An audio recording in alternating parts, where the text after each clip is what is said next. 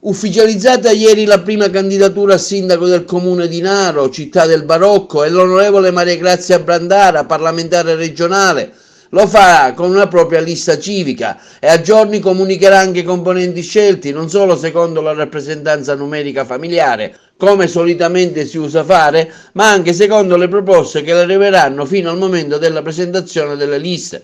L'uscente sindaco Calogero Cremona certamente si farà da parte per dare spazio alla candidatura dell'ex parlamentare, che è stata anche presente nel precedente governo Crocetta come braccio destro dell'ex assessore alle attività produttive Mariella Lobello, e avendo anche la guida dell'IRSAP ex ASI che gestivano le zone industriali siciliane.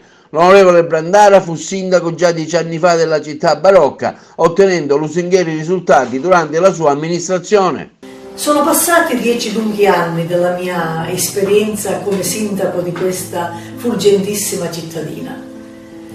Oggi ho deciso, sollecitata da tanti amici, a riproporre la mia candidatura e lo faccio proprio con questa giornata di domenica presentando il simbolo che, come potete notare, ha al centro il castello di Naro, che è il simbolo della città, che l'abbiamo voluto realizzare in un colore ocra appositamente per richiamare quello che è il colore del tufo del nostro barocco narese. Oggi presentiamo anche il sito mariagraziabrandara-sindacodinaro.it e sul sito troverete anche il mio numero di cellulare, che è sempre lo stesso.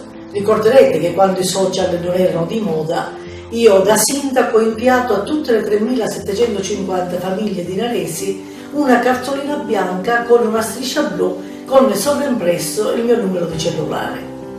Vi invitavo a chiamarmi per segnalarmi ogni problema. È stata una bellissima esperienza, perché è questo che crea il contatto vero con la tua gente.